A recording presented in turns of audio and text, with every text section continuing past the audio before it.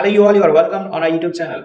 Today in this session I'll start teaching you tense and it will be divided into 4 parts. जी हाँ, सही सुना आपने। आज से हम टेंसेस सीखना शुरू करेंगे और इसे हम 4 भागों में सीखेंगे। ऐसा क्यों? ऐसा इसलिए क्योंकि हमें टेंसेस को रटना नहीं है, हमें टेंसेस को समझना है, हमें फील करना है। अगर आपने इसे एक बार समझ लिया तो दोबारा कभी भी किसी बुक में पढ़ने की जरूरत नहीं पड़ेगी आपको, ना किसी भी जगह जाने की जरूरत पड़ेगी, क्योंकि टेंस ही वो आधार है जहां से आपकी बाकी चीजों के लिए सीढ़ी बनती है। अगर आपने टेंसेस को अच्छे से समझ लिया तो बाकी चीजें आने वाली जो है ना आपके लिए इतनी इजी होने वाली है कि आप कहेंगे कि सर काश मैंने टेंस पहले सीख लिया होता अच्छे से। और जब भी आप कोई टेंस यहाँ सीखेंगे उसके अंत में मैं आपको एक प्रैक्टिस वर्क भी दूंगा जो आप खुद से खुद को चेक कर पाएंगे कि कितने अच्छे से आपने इस चीजों को सीखा और समझा भी। सो आज की क्लास में मैं आपको सिखाने वाला हूं इंडेफिनिट, यानी कि इंडेफिनिट के तीनों parts, present, past and future. चलिए शुरू करते हैं। सबसे पहले आपके सामने जो टेंस है वो है present indefinite tense. Present indefinite tense, जी हाँ, जैसे कि मैं अपने बच्चों को हमेशा सिखाता हूं और हमेशा से बताता हूं कि कभी भी ना किसी चीज को रटो मत, पहले समझो चीजों को। तो यहां पर कभी भी आप चीजों को, अगर आप कोई पढ़ेंगे चैप्टर, तो पहले टाइटल को समझने की कोशिश करेंगे। और यहाँ ही नहीं, मैं तो आपको कहूंगा कि कभी भी आप कोई चीज को पढ़ते हैं ना, कोई बुक पढ़ते हैं, चैप्टर पढ़ते हैं, या आप कोई मूवी भी देखते हैं या नाटक सीरियल कुछ भी, आप पहले उस टाइटल को समझिए। अगर आपने टाइटल को समझ लिया, समझ लीजिए उसके अंदर चीजें क्या होने वाली है ना, आपको बहुत अच्छे से समझ में आएगी। तो आ जाओ फिर समझते हैं। तो सबसे पहले टाइटल समझते हैं। हमारे पास है प्रेजेंट टेंस, और वो कौन सी है? इंडेफिनिट। टेंस का मतलब तो हमें पता है, ये ग्रामर में होता है। टेंस का मतलब क्या? टाइम। प्रेजेंट मतलब वर्तमान, इंडेफिनिट मतलब अनिश्चित। वर्तमान समय में कोई भी क्रिया अगर आप करते हैं तो वो हमारा कहलाता है प्रेजेंट इंडेफिनिट टेंस, वर्तमान में। जी हाँ, कोई भी क्रिया वर्तमान में करते हैं, आप करते हैं, वो जो आप करते हैं उसे, यानी हम रेगुलरली करते हैं या जनरली सामान्य तौर पे करते हैं। ठीक है, यहां पर आइडेंटिफिकेशन दिया है त और ह। ये त क्या है? ये हिंदी में आपको आइडेंटिफिकेशन इसलिए दी गई है क्योंकि अभी जो है हमें इंग्लिश डायरेक्ट नहीं आती। अगर मैं डायरेक्ट अगर आपको इंग्लिश सिखाऊं तो आप डायरेक्टली नहीं समझ पाएंगे, तो आपको थोड़ा थोड़ा हिंदी का भी आपको हेल्प लेना पड़ेगा, यानी हिंदी टू इंग्लिश हम सीखेंगे। ठीक है, हिंदी से इंग्लिश की तरफ आगे बढ़ेंगे। तो कभी भी किसी वाक्य के अंत में त और ह आ जाए तो समझ लेना हमारा है present indefinite. To talk about regular and general action, यानी कि वो सभी की सभी क्रियाएं जो रेगुलर, रेगुलर मतलब हम कहते हैं नियमित, और जनरल मतलब होता है सामान्य। तो वो सभी क्रियाएं जो नियमित और सामान्य रूप से होती हैं वही कहलाती है हमारी प्रेजेंट इंडेफिनिट टेंस। अब यहां पर जो है वो आपका है रूल। रूल कहां कहां यूज होगा? रूल में सबसे पहले, रूल में मतलब क्या क्या आएगा? वो है subject, first form the verb and other. अब ये क्या है? तो इसका मतलब ये है कि सब्जेक्ट मैंने आपको तो वैसे प्रोनाउन के स्टार्ट में सिखाया हुआ है, अगर आपने नहीं अटेंड किया तो जरूर अटेंड करिए। फर्स्ट फॉर्म द वर्ब, हाँ ये समझते हैं। ठीक है, हर वर्ब्स के 3 रूप होते हैं। ठीक है, जिसे हम V1, V2 और V3 पढ़ते आते हैं, लेकिन ये ग्रामेटिकली रॉन्ग प्रोनाउंसिएशन है। जी हाँ, इसको हम सही तरीके से कैसे पढ़ेंगे मैं आपको बताता हूं। इसको पढ़ेंगे first form of the verb. जी हाँ, इसको हम पढ़ेंगे first form of the verb. इसी तरीके से ये हमारा बन जाएगा second form of the verb और ये हमारा बन जाएगा third form of the verb. तो कभी भी इसे V1, V2, V3 मत पढ़ना, आप इसे हमेशा पढ़ना first form of the verb, second form of the verb और third form of the verb. ये आपका सही प्रोनाउंसिएशन है। चलिए, ये चीज हमने समझा। अब यहां पर हमारे पास है अदर। अदर में मतलब कुछ भी हो सकता है। वो अदर में कोई नाउन हो सकता है, कोई एडवर्ब हो सकता है, कोई एडजेक्टिव हो सकता है, या हम यूं कहें एटसेट्रा, यानी कुछ भी हो सकता है। दूसरा रूल यहां कहता है subject plus first form of the verb plus S with third person singular subject. अभी थर्ड पर्सन सिंगुलर सब्जेक्ट क्या होते हैं? थर्ड पर्सन मैंने प्रोनाउन के स्टार्ट में सिखाया हुआ है। थर्ड पर्सन होते हैं दे, ही, सी, इट और नेम, जिसमें से ये जो ही, सी, इट, नेम है ना, ये हमारे होते हैं सिंगुलर, और ये दे जो है एक मात्र होता है, इकलौता, प्लूरल। तो आप एस और एस का जो यूज करेंगे वो इन्हीं के साथ करेंगे, ही, सी, इट और नेम के साथ। गुड। तो आ जाओ फिर। अब यहां पर है ईएस। ईएस किस किस के साथ आएगा? HOSXZ। किसी भी वर्ब का लास्ट वाला लेटर अगर आपका इन 5 लेटर में से किसी भी खत्म होगा तो आप वहां यूज करेंगे ईएस। जैसे मैंने एक वर्ड लिखा वॉच, तो ये एच पे खत्म हो रहा है तो इस पे ऐड हो जाएगा वॉचेस। गो, ओ पे खत्म हो रहा है गोज। पास, एस पे खत्म हो रहा है पासेस। फिक्स, एक्स पे खत्म हो रहा है फिक्सेस। बज, जेड पे खत्म हो रहा है बज। यानी कि कोई भी लास्ट वाला लेटर आपका इन 5 लेटर पे खत्म होगा तो आपका कहलाएगा वो ईएस लगेगा वहां पे, लेकिन बाकी सभी के साथ हम यूज करेंगे एस। तो बन जाएगा स्पीक्स, रीड हो जाएगा रीड्स, टेल हो जाएगा टेल्स। अब यहां देखो, यहां पर अगर आप ध्यान से देखो ना, ये के पे खत्म हो रहा है, ये डी पे खत्म हो रहा है, एल पे, तो इन सब के साथ हम यूज करेंगे एस। Very good. चलो अब हम आगे बढ़ते हैं। अब हमें कुछ एग्जांपल्स के साथ देखने हैं सेंटेंस। जैसे एग्जांपल्स मैंने बोला, मैंने कहा मैं जाता हूं, ठीक है, मैंने कहा मैं जाता हूं। वाक्य काम तह, ध्यान से देखना तह, क्या ये से सुन के लग रहा है रेगुलर एक्शन है? मैं जाता हूं, बिल्कुल मैं जाता हूं, तह एक रेगुलर एक्शन है, ठीक है। जाने वाला काम कौन करता है? मैं। सब्जेक्ट क्या हो गया? आई, ठीक है। मैं की हिंदी में इंग्लिश मीनिंग होती है आई। जाने की मीनिंग क्या होती है? गो, वेंट एंड गॉन। अब देखिए ये जो मैंने वर्ब सिखाया है ना, 3 फॉर्म्स, अब जिन बच्चों को नहीं आता है, जो बिल्कुल शुरू से यानी वर्ब्स बिल्कुल नहीं आता, आप साथ साथ मेरे नोट करते चलिए, इस वर्ब्स को सीखते लिखते चलिए, ठीक है। तो गो आप कॉपी पेन में नोट करते चलिए, गो एंड गॉन, गो मतलब जाना, second form went, third form gone. तो यहां जाने की मीनिंग फर्स्ट फॉर्म यूज करनी आई गो। ग्रेट। चलिए अगला सेंटेंस देखते हैं। दूसरा वाक्य है वह स्कूल जाता है, ठीक है। इसको सही से लिखते हैं। मैंने लिखा वह स्कूल जाता है, तो यहां पर सब्जेक्ट हो गया ही, ध्यान से देखना, तह प्रेजेंट डेफिनेट। जाने वाला काम कौन कर रहा है? वह कर रहा है। क्लियर? तो अब इस पर जो जाने वाला काम वह कर रहा है, तो अब ये वह हमारा क्या थर्ड पर्सन सिंगुलर सब्जेक्ट है? बिल्कुल। तो सबसे पहले तो वर्ब हम लिख देते हैं, जाने की मीनिंग होती है गो। अब गो के साथ बताओ क्या लगा देंगे? ओ पे खत्म हो रहा तो क्या लग जाएगा? ईएस। Very good. अब यहां लिखा है अदर में क्या है? स्कूल है, ठीक है। तो अदर में हमारा हो जाएगा स्कूल। ओके। अब एक चीज समझिए हमें कि जब कभी भी हम गो यूज करते हैं ना, उसके साथ हमेशा टू लगाते हैं। ऐसा क्यों? क्योंकि ये हमारे किसी डायरेक्शन को शो करता है। जब भी हम कोई भी ऐसा वर्ब जो किसी डायरेक्शन की तरफ हम जा रहे हैं और वो दिखाता है, तो उसके साथ हम टू लगाते हैं। तो गो का मतलब जाना, यानी किसी दिशा को तरफ जा रहे होते हैं, तो इसलिए हम लिखेंगे ही गोज टू स्कूल। चलो अगला एग्जाम्पल है राम खेलता है, ठीक है। अब यहां पर इसी के साथ एक और एग्जाम्पल लिख देता हूं मैं, श्याम खेलता है, ठीक है। दोनों को भी बनाएंगे। तो ये टेंस हो गया प्रेजेंट इंडेफिनिट टेंस। खेलने वाला काम कौन करता है? राम, ठीक है। अब खेलने की मीनिंग क्या होती है?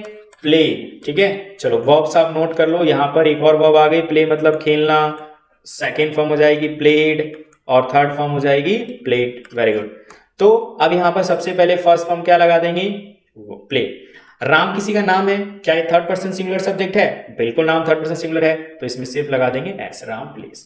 तो सीधी सी बात है, अगर यहाँ राम नाम है तो बस यहाँ शाम नाम ही तो है, तो इसमें कुछ अलग से चेंज थोड़ी होगा।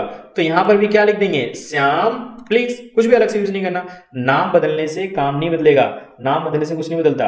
अगर जो काम है ना, दोनों को दोनों वही काम कर रहे हैं, तो वही काम है प्ले करने वाला, कुछ और अलग से यूज नहीं करेंगे हम, ठीक है। चलो अब हम यहाँ पर अगला एग्जाम्पल देखते हैं। अगला एग्जाम्पल है राम और श्याम खेलते हैं, ठीक है। तो इस वाक्य को आप जरा ध्यान से देखो। तो यहां पर तह, ये भी खेलने वाला काम हो रहा है, यहां पर भी खेलने वाला काम यहां पर कौन कर रहे हैं? ध्यान से देखना, यहां पर खेलने वाला काम राम और श्याम दोनों कर रहे हैं, ठीक है। तो ये दोनों क्या बन गए? सब्जेक्ट, ठीक है। अब ये दोनों सब्जेक्ट हो गए, तो यहां पर हम लिख देंगे सब्जेक्ट राम एंड श्याम, ठीक है। अच्छा, खेलने की मीनिंग क्या होती है? प्ले। तो ये थर्ड पर्सन है, तो इस लगा देंगे एस, ठीक है। लेकिन ये होगा गलत, पता है क्यों? जरा ध्यान से देखो, यहां पर जो ये श्याम है और जो राम है, ये दोनों नाम है, ये पता चल गया, ठीक है। लेकिन ये दोनों मिलकर जो सब्जेक्ट बने हैं, वो बताओ किसके, ये सिंगुलर है या प्लूरल है? ये हमारे प्लूरल है, क्योंकि दो नाम हो गए ना, और दो नाम कभी भी प्लूरल कहलाएंगे, क्योंकि सिंगुलर और प्लूरल का कॉन्सेप्ट भी मैंने समझाया हुआ है। सिंगुलर वो होता है जो अकेला होता है, प्लूरल वो जो एक से ज्यादा, चाहे वो दो हो, चाहे वो 2 लाख या 2000 या कुछ भी हो, उन सब के साथ हम उसको हम प्लूरल ही कहते हैं। तो फिर यहाँ पर एस और एस का कॉन्सेप्ट लागू नहीं होगा, सिर्फ लिखेंगे प्ले। तो ये ध्यान रखना, एस और एस का कॉन्सेप्ट कहाँ लागू होता है। क्लियर? अब मैं आपको एक एग्जांपल लिख देता हूं, आप मुझे बताएंगे कि इसको कैसे बनाएंगे आप, ठीक है। आप इसे कमेंट बॉक्स में बताएंगे। जैसे मैंने एक वाक्य लिखा, वे लोग, ठीक है, वे लोग नेहरू नगर में रहते हैं। इसका आपको आंसर जो है ना, आप मुझे कमेंट बॉक्स में बताएंगे। बिल्कुल, देखते हैं कितने बच्चे सही आंसर दे पा रहे हैं प्रेजेंट डेफिनिट के। Good, very good. अब हम आगे बढ़ते हैं अगले टेंस की तरफ। अगला टेंस जो हमारे पास है वो है पास्ट इंडेफिनिट टेंस। पास्ट का मतलब होता है बीता हुआ, इंडेफिनिट वही जिसका कोई टाइम फिक्स ना हो, टेंस मतलब टाइम। पास्ट में जो भी आपने क्रिया की है, वो सभी की सभी क्रियाएं पास्ट इंडेफिनिट कहलाती है। वो सारी क्रियाएं जो बीत चुकी हैं, चाहे वो 1 सेकंड पहले बीते, 1 घंटे पहले बीते, 1 महीने पहले, 1 साल पहले क्यों ना बीता, वो सभी की सभी पास्ट इंडेफिनिट है। जैसे आपने अभी प्रेजेंट इंडेफिनिट सीखा, पास्ट इंडेफिनिट। कल मैं पार्क गया था, पास्ट इंडेफिनिट। मम्मी ने खाना बना लिया, पास्ट इंडेफिनिट। हम घूमने गए थे, पास्ट इंडेफिनिट। ठीक है, इस तरह मैंने बोला मैंने एक वाक्य बनाया, पास्ट इंडेफिनिट। उसने मुझे सब कुछ बता दिया, पास्ट इंडेफिनिट। जो भी सभी वाक्य हैं जो कि बीत गई हैं, सुनकर ये लगता है कि काम बीत चुके हैं, तो वो सभी पास्ट इंडेफिनिट है। आमतौर पर उनके वाक्य में अ, ई, ए, अ, था, ई, थी, ए, थे नजर आते हैं। ठीक है, रूल में आएगा सबसे पहले सब्जेक्ट, जैसे कि मैंने बताया था सब्जेक्ट क्या होता है, second form then other. Other वही कुछ भी हो सकता है, यहां पर वर्ब की सेकंड फॉर्म आएगी। जी हाँ, खास रखना, वर्ब की सेकंड फॉर्म। तो एग्जांपल देखेंगे तो समझेंगे। देखिए, एक वाक्य लिखा मैंने, मैं मिला था। ठीक है, तो वाक्य का देखो, अ था, ये जो लकीर है ना, इसे हम अ बोलते हैं। ठीक है, तो और वाक्य को पढ़ के भी लग रहा है कि ये काम बीत चुका है, मिलने वाला। ठीक है, बीत चुका है, तो हम सीधा इस टेंस को क्या कहेंगे, पास्ट इंडेफिनिट। मिलने वाला काम कौन कर रहा है, मैं। सब्जेक्ट हो गया आई। ठीक है, आई। मिलने की मीनिंग क्या होती है, मीट। ठीक है, अब इसे फटाफट नोट कर लो। एक और वर्ब आ गया, मीट, मैट एंड मैट। इसे भी नोट कर लीजिए कॉपी में, मैट। अब मीट की सेकंड फॉर्म होती है मैट, तो हम लिख देंगे मैट, आई मैट, सिंपल। ठीक है, चलिए, आई होप आप इसे नोट कर रहे होंगे। नेक्स्ट एग्जांपल है आपका, सेकंड एग्जांपल। उसने मुझे बता दिया। ठीक है, अब इस वाक्य का अंत देखो किस पे हो रहा है, अ। ये अ पे हो रहा है। ठीक है, बता दिया, अ। अब ये वाक्य का अंत अ पे हो रहा है और ये काम बीत भी चुका है, बताने वाला साफ साफ दिख रहा है कि पास्ट एक्शन है। तो बताने वाला काम किसने किया, ध्यान से देखो, उसने। तो सब्जेक्ट उसने को हम क्या बोलेंगे, ही। ठीक है, ही, उसने को ही कहते हैं। ठीक है, अब ही के बाद सेकंड फॉर्म। बताने की मीनिंग होती है टेल। फटाफट नोट कर लो, टेल एक और वर्ब आ गई, टेल, टोल्ड एंड टोल्ड। ठीक है, हम वर्ब भी सीख रहे हैं। तो सेकंड फॉर्म क्या हो जाएगी, टोल्ड। किसको बताया उसने, मुझे बताया, तो मुझे को इंग्लिश में क्या कहते हैं, मी। ही टोल्ड मी, तो हमारा सेंटेंस हो जाएगा मी। Very good. चलो अब हम आगे बढ़ते हैं, एक और एग्जांपल इसके साथ साथ देखते हैं। मैं उससे मिलने गया था। मैं उससे मिलने गया था। तो इस वाक्य का अंत किस पे हो रहा है, अ था। ये भी हमारा कौन सा हो गया, पास्ट इंडेफिनिट। गुड। इसमें काम देखो क्या हो रहा है, जाने वाला और मिलने वाला, दो काम हो रहा है, जाने वाला और मिलने वाला।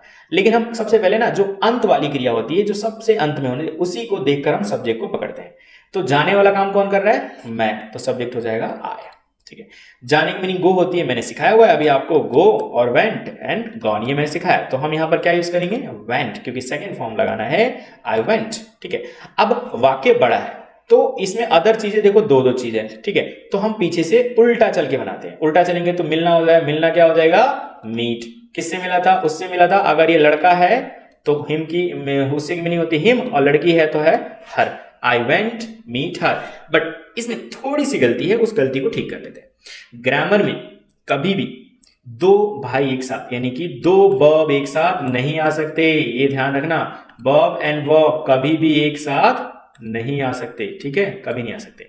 हम यूं कहें, दो ब्रदर कभी भी एक साथ नहीं आ सकते। कहते हैं ना, भाई भाई में टक्कर होता है, तो भाई भाई को कभी एक साथ जल्दी नहीं यूज करते। तो इसी टक्कर को दूर करने के लिए हम यूज करते हैं टू। तो कभी भी दो वर्ब आ जाए तो उसके बीच में हमेशा क्या लगाना है, आपको टू, ऑलवेज लगाना है टू। वेरी गुड, चलिए आप ये समझ गए। अब मैं आपको एक वाक्य देता हूं, अब आप इसे खुद मुझे बनाकर बताएंगे कमेंट बॉक्स में कि आप समझे कि नहीं समझे। ठीक है, जैसे एक आपको सेंटेंस दिया मैंने, मैं नहीं, वह मुझसे मिलना चाहता था। ठीक है, अब इस वाक्य का आंसर मुझे कमेंट बॉक्स में बताएंगे। गुड। अब हम अगले टेंस की तरफ बढ़ते हैं। अगला टेंस हमारे पास है फ्यूचर इंडेफिनिट। चलिए, टाइटल से हम समझते हैं पहले, फ्यूचर मतलब भविष्य, इंडेफिनिट टेंस यानी भविष्य में कोई भी क्रिया जो आप करेंगे वो आपका कहलाएगा future indefinite tense. Very good. अब आमतौर पे वाक्य के अंत में उसके आता है गा देगी, है ना। हम यूं कहें to talk about future actions, कोई भी क्रिया जो हमारी फ्यूचर में होंगी, यानी फ्यूचर की एक्शंस है वो होंगी, वही हमारा है फ्यूचर इंडेफिनिट। अब हम इसे रूल को देखते हैं, subject shall and will, first form plus other. अब ये क्या है भैया, ये शैल विल क्या है ना। तो ये शैल विल को हम समझते हैं, शैल विल क्या होता है। ग्रामर में हमारे पास होते हैं कुछ हेल्पिंग वर्ब्स। ठीक है, हेल्पिंग वर्ब्स। हेल्पिंग वर्ब मुख्य रूप से होती हैं कितने प्रकार की, ग्रामर में हम समझ लेते हैं। प्राइमरी, जो हमें अभी बेसिक तरीके से सीखना है, मॉडल, और हम यूं कहें तो सेमी मॉडल। नोट कर लीजिए इसे फटाफट। हेल्पिंग वर्ब जो है तीन प्रकार की होती है, primary, model and semi model. तो ये जो शैल और विल है ये एक हेल्पिंग वर्ब है, और हेल्पिंग वर्ब जो आती है किस कैटेगरी में आती है? मॉडल की कैटेगरी में आती है। तो हम यहाँ पे लिख देंगे शैल विल मॉडल में, ठीक है। तो अब अच्छा, हेल्पिंग वर्ब आमतौर पे आती कहाँ है? तो देखो, हेल्पिंग हिंदी में हम इसे कहते हैं सहायक क्रिया, ठीक है। तो आमतौर पे वो क्रिया से पहले आती है, यानी कि जहां वर्ब होता है ना उससे पहले। तो देखो, first form of the verb है उससे पहले, तो जहां पर भी आपका वर्ब होगा उसी से पहले आप लिखेंगे हेल्पिंग वर्ब। ओके, चलिए इसे आपने नोट कर लिया होगा। अब हम आते हैं आगे की तरफ। आगे हमारे पास है नोट। नोट में शैल किसके साथ आएगा? ये देखो, आई और बी के साथ, बी के साथ, यानी जब भी कभी सब्जेक्ट हमारा जो है आई एंड बी होगा उसके साथ शैल, और बाकी सबके साथ क्या लिखेंगे हम? विल। जैसे अगर मैं यहां लिखूं तो आप समझ पाएंगे, I, we, you, they, he, she, it and name. ये प्रोनाउन के स्टार्ट में सीखा था कि इसके अलावा कोई और सब्जेक्ट बनता ही नहीं है। तो ये फर्स्ट पर्सन होता है, यू सेकंड पर्सन होता है, और बाकी सभी थर्ड पर्सन होते हैं, ठीक है। ये तो बाकी सबके साथ हम लगा देंगे विल, और आई भी यानी फर्स्ट पर्सन के साथ लगा देंगे शैल। सिंपल। चलो अब हम आते हैं सेंटेंसेस की तरफ। लेकिन इससे पहले एक बार मैं चाहूंगा मेरे साथ बोलो, ऐसे बोलो, आई शैल। एक बार करके देखो, आपको ना हमेशा याद रहेगा। आई शैल, ऐसे बोलिए, आई शैल, आई शैल, वी शैल, वी शैल, है ना, वी शैल। इसको 2 से 3 बार बोलेंगे आपको समझ में आ जाएगा। इसी तरह बोलेंगे they will, they will, they will, he will, she will, Ram will, Shyam will, it will। अब इसको 2 से 3 बार बोलो, आपको याद हो जाएगा बिल्कुल अच्छे तरीके से। तो अब कुछ एग्जांपल्स देखते हैं। मैंने एक वाक्य लिखा, मैं तुमसे मिलूंगा, ठीक है, मैं तुमसे मिलूंगा। तो यहां पे गौ पे हो रहा है और एक फ्यूचर एक्शन है, ठीक है, यानी मिलने वाला काम करूंगा। तो मिलने वाला काम करूंगा, कौन करेगा? जरा ध्यान से देखो, कौन करेगा? मैं करूंगा। तो सब्जेक्ट क्या हो गया? आई। आई के साथ क्या लगाएंगे? हेल्पिंग वर्ब हमारा क्या है? Shall. First form of the verb, मिलने की मीनिंग क्या होती है? मीट। किससे मिलूंगा? तुमसे मिलूंगा, you. Simple, I shall meet you. तो वाक्य हमारा हो गया कंप्लीट। नेक्स्ट एक और एग्जांपल देख लेते हैं। देखिए, हम कल पार्क जाएंगे। तो यहां पर ग है और फ्यूचर एक्शन है, यानी कि आप काम करेंगे वो चीज फ्यूचर में, ठीक है। तो जाने वाला काम कौन कर रहा है? हम करेंगे। तो सब्जेक्ट क्या हो गया? वी। वी के साथ क्या आएगा? शैल। तो लिख देंगे we shall. First form of the verb क्या हो जाएगा? गो, ठीक है। कहां जाएंगे आप? पार्क। अब देखो, आपको मैंने अभी जस्ट बताया था ना, गो के साथ हमेशा टू लगा देंगे। तो क्या लिखेंगे? We shall go to park, that's it, complete. लेकिन हाँ, एक और चीज है, कल। तो कल के लिए हम क्या लिख देंगे? टुमारो। Very good. आप इसे भी नोट कर लो, फटाफट जल्दी जल्दी नोट कर लो। टुमारो और एक और वर्ड होता है जिसे हम कहते हैं यस्टरडे। दोनों का ही मतलब कल होता है, ठीक है। और ये जो होता है कल आने वाला होता है, और ये कल जो होता है वो बीता हुआ कल होता है। तो ये जो बीत चुका है ना उसको हम बोलते हैं यस्टरडे, और जो आने वाला होता है उसको बोलते हैं टुमारो। चलिए नोट कर लीजिए, आगे बढ़ते हैं। अगला एग्जांपल हमारे पास है, देखते हैं। वह मुझे पार्टी देगा। अब देखिए, यहां पे वाक्य काम ग पे हो रहा है, ये भी भविष्य में काम करेगा, ठीक है। देने वाला काम कौन करेगा? ध्यान से देखो, वह। तो सब्जेक्ट बन गया ही के साथ क्या आएगा? अब ही के साथ हम लिखेंगे विल, ही विल। अब वर्ब क्या है यहां पर?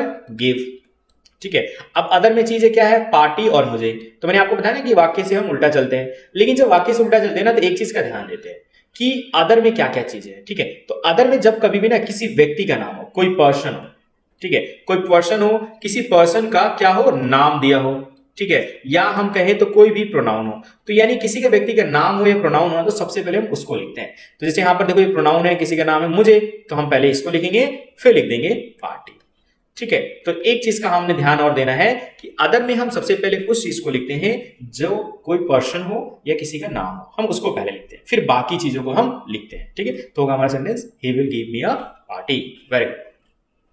अब एक चीज यहां पर देखेंगे कि सर हम तो हमेशा जो है शैल तो कभी जल्दी सुनते नहीं है, हम तो हमेशा विल सुनते हैं। तो चलो मैं आपको बता दूं, बिल्कुल आप सुनते हैं। शैल जो है आमतौर पे ये बहुत ही फॉर्मल वर्ड है, बहुत ही फॉर्मल वर्ड है। फॉर्मल क्यों? फॉर्मल वो होता है जो आमतौर पे हम जो है किसी को अच्छा दिखाना होता है, हम उसकी नजर में अच्छा बनने की कोशिश करते हैं, तो हम फॉर्मल चीजें को अप्लाई करते हैं। तो शैल जो होता है आमतौर पे फॉर्मल जगहों पे यूज किए जाते हैं। जैसे हम कहें जब हम कभी लेटर यूज करते हैं या हम एग्जाम्स में बैठे हैं, ठीक है, ठीक है, जब भी कभी आप कोई लेटर लिख रहे हैं या एग्जाम दे रहे हैं तो वहां पर आप हमेशा आई और वी के साथ शैल लगाते हैं, ठीक है, और बाकी सबके साथ विल। अब बाकी जो इन दो चीजों को छोड़कर आप हर जगह जो देखते हैं आज के टाइम पे वो देखते हैं विल। इसका मतलब ये हुआ कि शैल और विल में अब जो हमारे जो डेली लाइफ में यूज होती हैं वो होती हैं विल। हर जगह हम देखते हैं विल का यूज। हम स्पोकन में भी आई के साथ विल ही लगाते हैं, वी के साथ भी विल ही लगाते हैं। जैसे I will meet you tomorrow, we will meet you tomorrow, we will give you party, I will come tomorrow, I will not come in your party, I will not give you party. तो हर जगह आप use करते हैं will. Okay, तो समझ आया कि हम जो है अपनी कॉन्वर्सेशन में हर जगह हम विल ही यूज करेंगे, बट ग्रामेटिकली जो है हमें आई और वी के साथ शैल लगाना होता है। तो हमने ये भी देखा और वी के साथ शैल लगाएंगे तो हम किन किन जगहों पे खास ध्यान रखेंगे। लेटर लिखते टाइम और एग्जाम आप दे रहे हैं तब तो शैल लगाइएगा आई वी के साथ, बाकी सब के साथ विल। ओके, और आमतौर पर कॉन्वर्सेशन में हम विल का ही यूज करेंगे। देन हम आगे बढ़ते हैं। तो अब जो हम आगे क्या सीखेंगे, तो अब जो हम आगे सीखेंगे ना वो सीखेंगे हम इन सभी टेंसेस के नेगेटिव पार्ट्स कि हम इन्हें नेगेटिव में कैसे बनाएंगे। क्लियर? चलिए यहां देखिए, यहां पर है हमारा sentence negative sentence. Negative sentence मतलब नकारात्मक वाक्य, वो सभी वाक्य जिसके हिंदी में आपका आता है नहीं, उसको हम कहते हैं नकारात्मक वाक्य। इंग्लिश में आता है आपका नॉट। Very good. चलिए ये जो मैंने वाक्य यहाँ पे लिखे हैं इन सभी वाक्यों को अगर आप ध्यान से देखो तो मैंने इंग्लिश में ट्रांसलेट भी किया है, बट बिना नहीं के। ठीक है, ऐसा क्यों? ऐसा इसलिए क्योंकि मैं जब भी कभी किसी बच्चों को जो है सिखाता हूँ तो सबसे पहले मैं ये बताता हूँ कि पहले आप उस वर्ड को छुपा लो, हाइड कर लो जो वर्ड्स आपको नहीं आते हैं। तो यहाँ पर आप देखो ये नहीं वाले शब्द जो है सेंटेंस हमें नहीं आते हैं अभी, ठीक है, फिलहाल के लिए भी हमें नहीं आते, इसको छुपा लेते हैं। ठीक है, तो आइए छुपा लिया हमने। ठीक है, ओके, अब हम इसको देखें तो अगर अब हम देखें ना इंग्लिश, तो ये सभी हमने जस्ट अभी सीखे present definite, past definite, future indefinite के सेंटेंसेस में। ठीक है, इन तीनों टेंसेस में हमने सीखा है और ये तीनों टेंसेस के ही सारे सेंटेंसेस है। ओके, अब हम आते हैं नेगेटिव में। तो नेगेटिव यानी कि जब भी कभी हिंदी में नहीं आता है तो नॉट का यूज कैसे करेंगे ये हमें देखना है ना। तो ये देखिए, हम कभी भी नॉट का यूज करेंगे ना तो ग्रामर में हमेशा एक चीज का ध्यान रखना कि वो आपका यूज होगा हमेशा हेल्पिंग वर्ब के साथ। जी हाँ, हेल्पिंग वर्ब के साथ, ऑलवेज किसके साथ? हेल्पिंग वर्ब के साथ। जहां हेल्पिंग वर्ब होगी वहीं आपकी नॉट भी होगी। अब एक चीज का और ध्यान रखना है कि हेल्पिंग वर्ब होता कहां है, मैंने आपको बताया था फ्यूचर इंडेफिनिट में शैल और विल हेल्पिंग वर्ब की कैटेगरी है, और वो आपकी जो है शैल विल हमेशा वर्ब से पहले, यानी हेल्पिंग वर्ब जो हमेशा वर्ब से पहले ही यूज होती है। तो आपका हेल्पिंग वर्ब जो यूज होगा बिफोर वर्ब, जहां भी वर्ब होगा सेंटेंस के रूल में वहां हम उससे पहले यूज करेंगे। तो यहां देखिए, अब हम बनाते हैं, मैं झूठ बोलता हूं। ठीक है, तो ये प्रेजेंट डेफिनेट टेंस है, आई टेल अ लाई। ठीक है, झूठ बोलने की मीनिंग होती है टेल अ लाई। तो लिख लीजिए फटाफट, झूठ बोलना हो गया टेल अ लाई। ठीक है, झूठ बोलना सेकंड फॉर्म में आ जाएगा टोल्ड अ लाई, और थर्ड फॉर्म में हो जाएगा टोल्ड अ लाई। ठीक है, साथ साथ लिख लीजिए। चलिए बनाते हैं। अभी हमने देखा नहीं है, तो नहीं के लिए हम क्या यूज करेंगे? नहीं के लिए हम यूज करेंगे नॉट, और नॉट किसके साथ आएगा? Helping verb. चलो अब यहाँ हेल्पिंग वर्ब देखते हैं। प्रेजेंट इंडेफिनिट में तो मैंने कोई हेल्पिंग वर्ब ही नहीं सिखाया। चलिए तो मैं अब आपको सिखाता हूं। ग्रामर में प्रेजेंट इंडेफिनिट की हेल्पिंग होती है डू और डज। डू डज कैसे यूज करते हैं, कहां यूज करते हैं? तो ये जो डज है आपका वो हमेशा, अगर ध्यान से देखो ना, इसमें ईएस ऐड हुआ पड़ा है। तो ईएस है, इसका मतलब ये हुआ कि डज उन्हीं सब्जेक्ट के साथ यूज करना है आपको जो सब्जेक्ट वर्ब के साथ एस और ईएस लेते हैं, यानी थर्ड पर्सन सिंगुलर सब्जेक्ट। तो उसी के साथ हम डज लगाएंगे, बाकी सब के साथ हम क्या लगाएंगे? डू। तो आ जाओ यहां पर, यहां हमने देखा क्या है? आई। तो आई तो हमारा फर्स्ट पर्सन है, तो फिर हमें किसी भी तरीके की डज लगाने की जरूरत नहीं, सीधा हम क्या लिखेंगे? डू, क्योंकि हमें नॉट का यूज करना है। तो सेंटेंस हमारा होगा I do not tell a lie. Clear? चलो अब यहां आते हैं। वह गाली देता है, लेकिन हमें देखा गाली नहीं देता है। नहीं देता है तो फिर हमें नॉट लगाना है, वो भी हेल्पिंग वर्ब के साथ। तो अब यहां पर जो ही है, क्या थर्ड पर्सन सिंगुलर सब्जेक्ट है? बिल्कुल है। तो अब हम इसके साथ लगाएंगे डज। तो सेंटेंस हमारा बनेगा ही डज। क्लियर? डज लगा दिया, अब हम लगा देंगे not. He does not abuses. अच्छा, अब यहां पर देखो अब्यूजेस है, यहां पर एस यूज कर दिया। तो कभी भी एक बार जब एस और एस का यूज होगा तो दो बार हम नहीं करते। तो इसका मतलब ये है डज में ऑलरेडी ईएस है, तो हम इसमें दोबारा से वर्ब में एस और एस यूज नहीं करेंगे। सिंपल हम बिना एस और एस के ही लिखेंगे। सेंटेंस होगा ही डज नॉट अब्यूज। तो ये ध्यान रखना है कि जब भी कभी डज आएगा तो उसके साथ जो वर्ब आएगी वो बिना एस और एस के फॉर्म में आएगी, क्योंकि डज हमेशा थर्ड पर्सन सिंगुलर के साथ ही आता है। चलिए अब अगला देखते हैं। उसने मुझे बताया, ही टोल्ड मी। हमने देखा वाक्य नेगेटिव नहीं बताया, तो नहीं के लिए नॉट, नॉट किसके साथ आएगा, हेल्पिंग वर्ब। अच्छा ये टेंस कौन सा है, ये तो पास्ट इंडेफिनिट है, इसमें भी हेल्पिंग वर्ब नहीं बताया, तो इसकी हेल्पिंग वर्ब होती है डिड। जी हाँ, इसकी हेल्पिंग वर्ब होती है डिड। तो अब हम लगाते हैं इसमें भी ही, ठीक है, ही डिड नॉट। बताने की मीनिंग क्या होती है, टेल। टेल की सेकेंड फॉर्म क्या होती है, टोल्ड। किसको, मुझे बताया, he did not told me. But इसमें थोड़ी सी गलती है, पता है क्या, कि जब भी कभी आप डिड यूज करते हो तो डिड के बाद जो वर्ब आती है वो फर्स्ट फॉर्म की आती है, कभी वो सेकंड फॉर्म नहीं रह जाती है, ठीक है। तो ये ध्यान रखना, पास्ट इंडेफिनिट में अगर हेल्पिंग वर्ब डिड आ गई तो उसके साथ हमेशा हम first form of the verb का ही यूज करेंगे।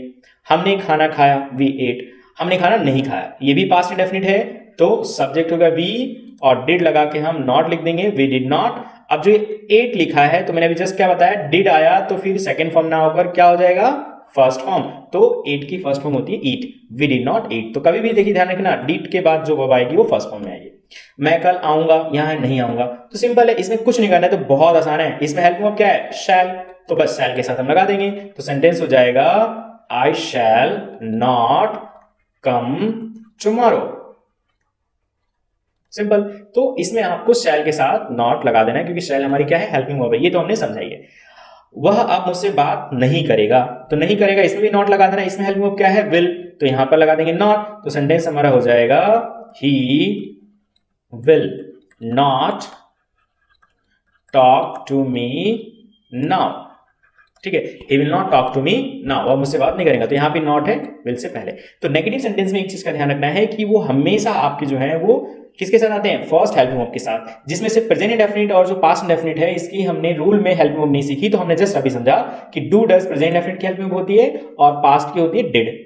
और डू डज में डज उसके साथ आएगा जो थर्ड पर्सन सिंगुलर सब्जेक्ट होगा, और जब डज आएगा तो फिर दूसरे वर्ब में यानी जो उसके साथ वर्ब होगी एसओएस का कॉन्सेप्ट लागू नहीं होगा, जैसे कि अब्यूजेस में अब्यूजेस कट चुका है अब्यूज है। इसी तरह जब डिड आ जाएगा हेल्पिंग वर्ब तो उसमें भी हम हमेशा फर्स्ट फॉर्म का यूज करेंगे, यानी सेकंड फॉर्म जो होती है उस टेंस की वो यूज नहीं होगी। क्लियर? चलिए, आई होप कि आपको नेगेटिव सेंटेंस भी क्लियर हो गया होगा। ओके, अब हम आगे बढ़ते हैं। अब आगे क्या, आगे अब सोच रहे होंगे कि सर इंटेरोगेटिव सेंटेंस, जी नहीं, इंटेरोगेटिव सेंटेंसेस अब हम नहीं सीखेंगे यहां पर। ऐसा क्यों? क्योंकि इंटेरोगेटिव सेंटेंसेस के थोड़े कॉन्सेप्ट्स अलग हैं, उसका मैं एक सेशन अलग से लूंगा जब हमारा टेंस पूरा कंप्लीट हो जाएगा। ओके, अब मैं आपके सामने, जैसा कि मैंने आपसे बोला था और बताया भी था कि आपको मैं दूंगा प्रैक्टिस वर्क, तो आपके सामने जो है अब जो मैं होमवर्क मिलेगा वो मिलेगा प्रैक्टिस वर्क का, तो आपको इसे घर पे करना है बैठकर और ये देखना है कि आपने कितना सीखा इसको। ओके, सो चलिए देखिए, ये आपके सामने है, ये रहा आपका प्रैक्टिस सेशन। आप इन सभी सेंटेंसेस को जो है आप घर पे बनाइए, देखिए कि आपने इन तीनों टेंसेस को कितने अच्छे ढंग से सीखा। हमारी नेक्स्ट क्लास जो होगी वो होगी कॉन्टिन्यूअस टेंस की, जिसमें हम सेकंड पार्ट में हम सीखेंगे। सो तब तक के लिए बस इतना ही। Thank you so much.